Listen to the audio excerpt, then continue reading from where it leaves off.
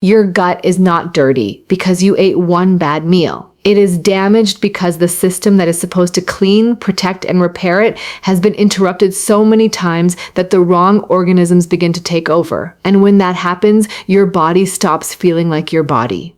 Your stomach swells after meals that used to feel normal. Your energy crashes for no obvious reason. Your cravings get louder, your skin gets duller, your mood gets shorter, and your brain starts moving through the day like it is wrapped in cotton. Most people think this means they need a cleanse.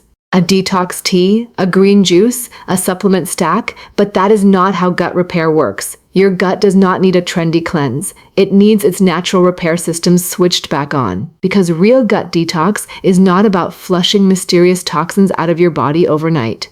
It is about restoring movement, restoring microbial balance, restoring the barrier that keeps harmful things out of your bloodstream, and restoring the daily rhythm that tells your gut when to digest and when to heal. The good news is that your body already knows how to do this. The bad news is that modern habits constantly interfere with the process. In this video, I'm going to give you 5 scientifically grounded natural ways to clean and repair your gut. Not with hype, not with fantasy, but by restoring the exact systems your biology depends on. Before we get to those 5 methods, we need to destroy the biggest myth in the wellness world. The myth is that your gut is basically a pipe full of waste that needs to be scrubbed clean. That image is wrong. Your gut is not a dirty sink. It is a living ecosystem. It is a controlled border. It is a chemical factory. It is a security system. It is home to trillions of microbes, a protective mucus layer, immune cells, digestive enzymes, nerve signals, and a carefully timed cleaning cycle. So when people say gut detox, what they should really mean is this: reduce the conditions that feed harmful overgrowth, support the microbes that protect you, repair the intestinal barrier, and give the gut enough time and enough calm to do its own cleanup work. That is what actually changes symptoms. That is what actually lasts. The first natural repair mechanism is not a food, it is not a smoothie, it is empty space. Most people are constantly putting their gut into work mode and never allowing it to enter cleaning mode. They wake up and eat. Then they snack, then they drink calories, then they graze, then they eat late. And because food keeps arriving, the gut never gets the signal to run its internal cleanup program. The small intestine has a pattern of movement that acts like a maintenance crew between meals. Its job is to sweep leftover debris, bacteria, and undigested material further down the digestive tract so they do not sit there fermenting. But this cleaning pattern works best when you stop interrupting it. Think of your digestive tract like a shopping mall after closing time. During business hours, customers are everywhere. Staff are busy serving, counting, moving, handling. But the deep cleaning crew does not come in while the mall is full. It comes in after the doors shut and the floor clears. Your gut works in a similar way. When food is constantly arriving, digestion stays in active mode. But when enough time passes between meals, the cleanup wave has a chance to move through. If you keep snacking every 90 minutes, that cleaning crew never gets a full shift.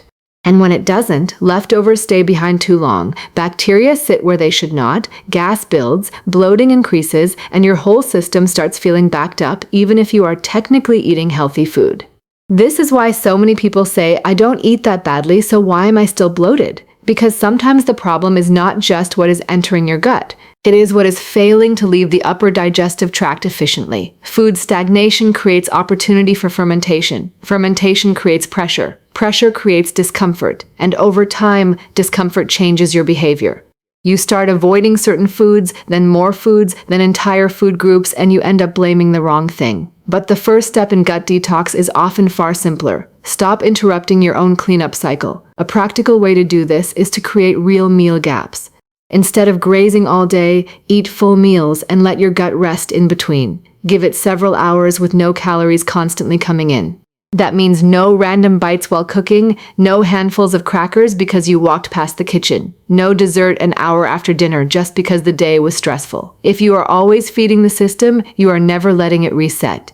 Many people notice that once they stop constant snacking, the stomach that used to feel heavy all day begins to feel quieter. Not because a magical food healed them overnight, but because the biological janitor finally got access to the floor. And here is the important mindset shift. Hunger is not always a danger signal. Sometimes that light rumble is simply your gut moving, cleaning, reorganizing. We have been trained to treat every small appetite cue like an emergency, but your body was not designed for continuous grazing from sunrise to midnight. The first detox is space. The first repair is pause. The first gift you can give your gut is the chance to finish one job before you hand it another. Now, once you give the gut time to clean, the next question becomes obvious. What exactly are you feeding the ecosystem that lives inside it? Because your gut bacteria are not random passengers. They are active workers. They help break down fibers you cannot digest on your own. They produce compounds that influence inflammation, immunity, even the integrity of your gut lining. But here is where most people make a costly mistake. They try to fix the gut with one perfect food, one probiotic, one green powder, one spoonful of something they saw online. That is not how ecosystems recover. Ecosystems recover through diversity. Imagine a garden with only one crop. Even if that crop is healthy, the garden is fragile. One pest, one disease, one weather shift, and the whole thing struggles. But a diverse garden is stronger. Different roots, different insects, different nutrients, different protective relationships. Your gut works the same way. If you eat the same 6 foods every week, even if they are clean foods, you are feeding only a narrow range of microbes. But when you begin eating a wide range of plant foods, you create a richer menu for a wider range of beneficial bacteria. That matters because different microbes thrive on different fibers, different polyphenols, and different plant compounds. This is why diversity matters more than perfection. One bowl of broccoli every single day is not the same as broccoli plus lentils plus berries plus oats plus pumpkin seeds plus herbs plus beans plus leafy greens plus onions plus walnuts plus kiwi plus cinnamon across the week. The goal is not to become obsessed.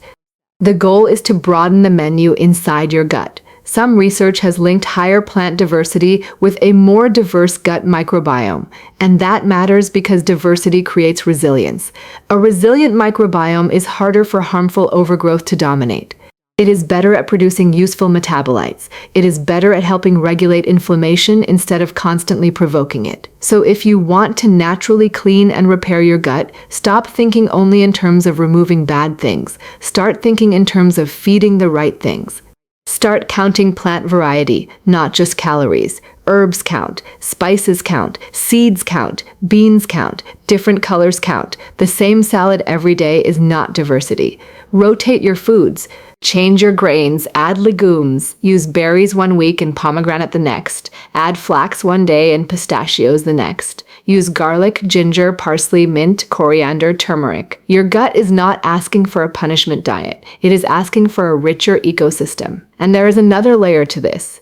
When those beneficial microbes are fed properly, they produce compounds that your body can actually use to maintain the gut barrier. In other words, the food is not just feeding you, it is feeding the organisms that make protective substances for you. This is one of the biggest reasons low-fiber, ultra-repetitive diets can backfire. When the microbes that depend on fiber do not get enough to eat, some shift toward feeding on the mucus layer that lines your intestine. That protective layer matters. It is one of the barriers between your internal world and everything passing through your gut. So when people say, "My gut feels irritated by everything," one hidden question is this: did the internal garden become so underfed that it started stripping the fence around it? That is why plant diversity is not a side detail. It is repair strategy number 2. If method 1 creates the empty time needed for cleanup, method 2 provides the raw materials for rebuilding the neighborhood. And you do not need to become extreme overnight. You just need to widen the range of what shows up on your plate week after week. Consistency beats intensity. The gut usually responds better to steady abundance than aggressive restriction. Now let's move to the third repair mechanism, because diversity alone is not enough. You can have a garden, but if the soil is damaged and the fence is broken, the whole system still leaks trouble. This is where fermented foods and barrier-supportive foods enter the picture. A healthy gut is not just about what microbes are present.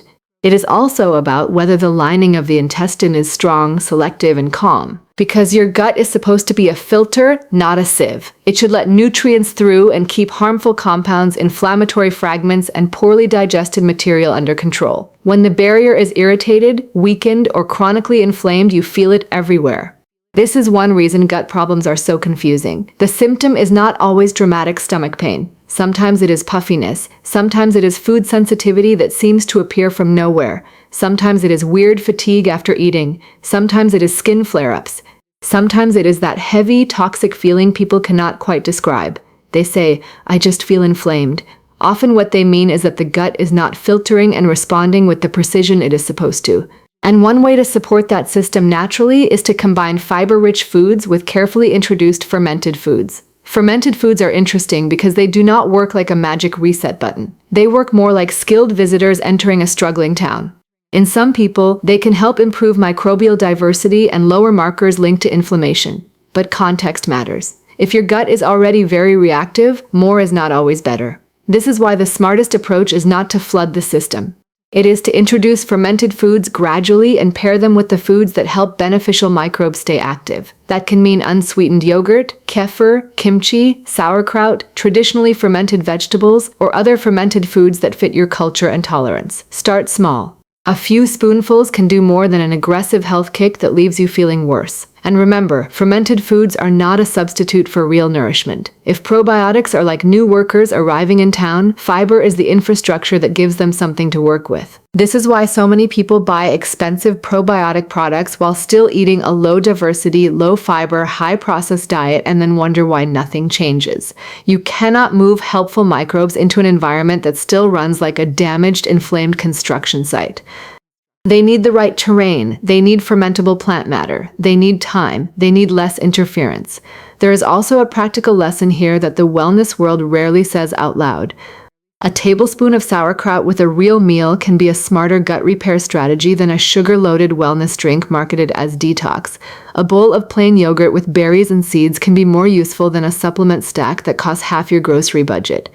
Real repair often looks boring from the outside, but boring is powerful when it works with biology.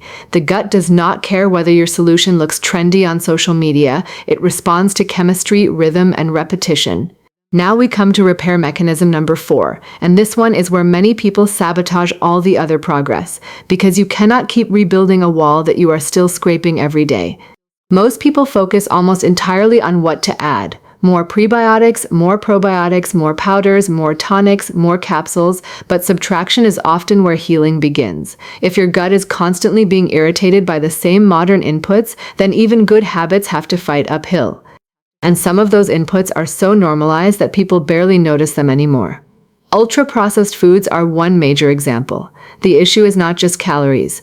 It is what these foods often bring with them: low fiber, disrupted satiety, rapid intake, and a long list of additives designed for texture, shelf life, hyperpalatability, and convenience rather than for the needs of your microbiome.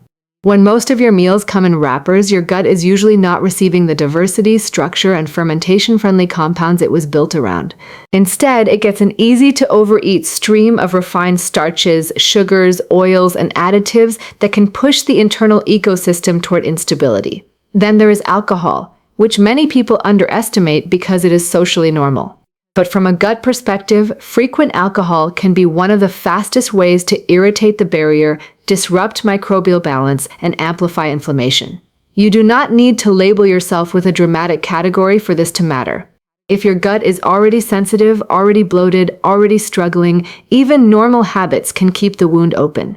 The same goes for repeatedly pounding the system with foods that leave you inflamed and exhausted while telling yourself you will just detox harder next week. That is not detox.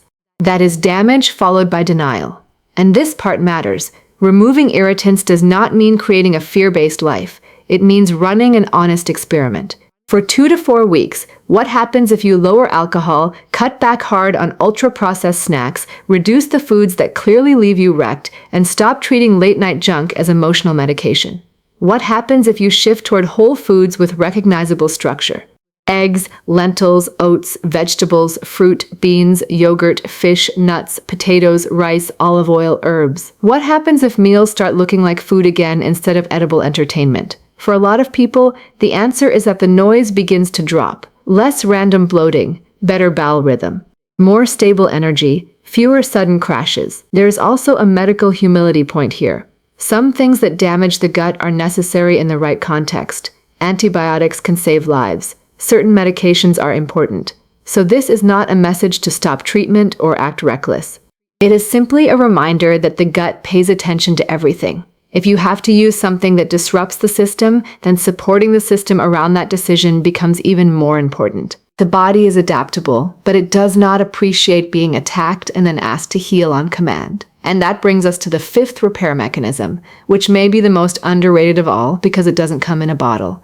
Your gut heals on a schedule, and your nervous system decides how much of that schedule is actually available. Most people think digestion begins in the mouth. It doesn't. Digestion begins in the brain and the nervous system. If your body feels unsafe, rushed, angry, overstimulated, or chronically stressed, digestion loses priority. Blood flow shifts, motility changes, stomach acid can be affected, gut sensitivity rises, the body becomes less interested in deep digestion and more interested in immediate survival. This is why two people can eat the exact same meal and have two completely different experiences. One sits down, breathes, eats slowly, and digests well. The other eats while driving, scrolling, arguing, replying to messages, or recovering from a stressful day, and ends up bloated, cramped, or exhausted afterward. It is not always just the meal. It is the state in which the meal was received. You cannot expect a body stuck in fight or flight mode to digest like a body in repair mode. So here is a gut detox strategy almost nobody sells because it is too simple. Before meals, slow down your body. Sit. Exhale longer than you inhale. Take 3 slow breaths before the first bite. Put the screen away. Unclench your jaw. Let the meal begin in a nervous system that does not think it is under attack. This is not spiritual fluff. It is physiology. When the body shifts toward a calmer state, digestion becomes more efficient. Movement, secretion, and coordination improve. The gut can do what it was built to do. Then add the timing layer. Your body does not process food the same way at every hour of the day. Humans tend to handle food better earlier in the day than very late at night because metabolism follows circadian rhythms. In simple language, your gut and metabolism work a stronger day shift and a weaker night shift. So if your heaviest meals happen late and you go to bed while still digesting, you force your system to do repair work and food processing at the same time. That trade-off is expensive. Sleep quality can suffer. Blood sugar control can worsen, reflux can worsen, morning hunger can get distorted. The next day starts messier than it needed to. This is why one of the most powerful natural gut detox habits is simply closing the kitchen earlier. Not ridiculously early, just earlier than chaos. Finish dinner with enough space before bed that your body is not lying down with a full digestive workload. Give yourself a consistent overnight fasting window. Let the gut settle. Let the body switch from processing to repair. If you combine earlier dinners with meal spacing during the day, you give your gut 2 gifts at once, time to clean and time to restore. And if you want to amplify that effect even more, move a little after meals. Not punishment cardio, just movement. A short walk after dinner. A light stroll after lunch. A few minutes that help glucose handling, circulation, and digestive comfort. People underestimate how strongly the gut responds to ordinary behavior repeated consistently. A 10-minute walk done most days can outperform a lot of dramatic plans that never survive a full week. Gut health is not built by occasional heroics. It is built by repeated signals that tell the body, we are safe, we are rhythmic, and we are not overloading the system. Now when you look at all 5 of these methods together, something important becomes clear. Gut detox is not really one action. It is an environment shift. It is the difference between a city with non-stop traffic, no sanitation, weak infrastructure, poor timing, and constant damage versus a city with clear streets, regular maintenance, strong walls, good workers, and predictable rhythms. Your gut is always adapting to the environment you create. If that environment is chaotic, symptoms multiply. If that environment becomes supportive, symptoms often begin to loosen their grip. So what does a real gut repair day actually look like in practice? It looks less glamorous than the internet promised, and that is exactly why it works. You wake up and do not immediately throw random sugar into your system. You eat a real breakfast or a real first meal. You build actual space before the next meal instead of grazing all day. You include fiber from different plant foods instead of repeating the same 2 safe foods forever. You add a small amount of fermented food if your body tolerates it. You drink water. You reduce the foods and drinks that obviously make everything worse.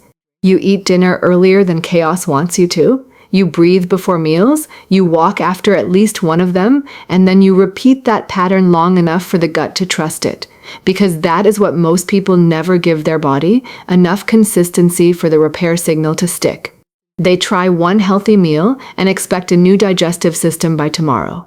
They eat clean for one day and binge the next two. They bounce between restriction and overload, then call their gut sensitive, as if the body is the irrational one. But your gut is not confused. It is responding to the pattern, and once the pattern changes, the gut often changes faster than people expect. In the first few days, many people notice the earliest shift as less heaviness after eating. Then the bloating becomes less dramatic. Then bowel movements become more regular. Then the afternoon energy crash becomes less violent. Then cravings calm down because blood sugar and appetite signals are not being jerked around as aggressively. Then sleep starts improving, which improves food decisions, which improves the gut further. This is how real healing often works. It does not arrive as one miracle moment. It arrives as a chain reaction. And one more truth matters here. You do not need a perfectly ruined gut for this to matter. You do not need to wait until symptoms become unbearable. Prevention is where the biggest power lives. It lives in the boring decision not to snack mindlessly all day.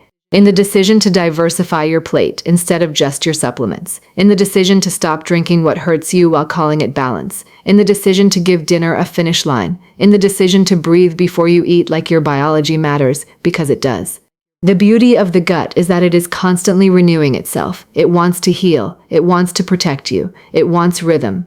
But it cannot do its best work in a body that never stops eating, never slows down, never sleeps on time, and keeps pouring irritants into the system while asking for more energy the next morning.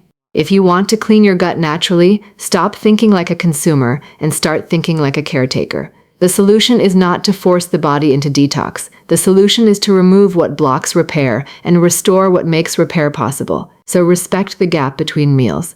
Feed a diverse internal garden. Use real food to support the barrier. Lower the daily irritants that keep reopening the wound.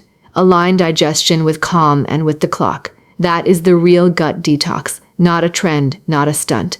A biological reset built on timing, variety, protection, and consistency. And if you do this well, the reward is not just a flatter stomach. It is a quieter body, clearer thinking, more stable hunger, better mornings, less inflammation, better mood, better sleep, and the powerful feeling that your system is working with you again instead of against you.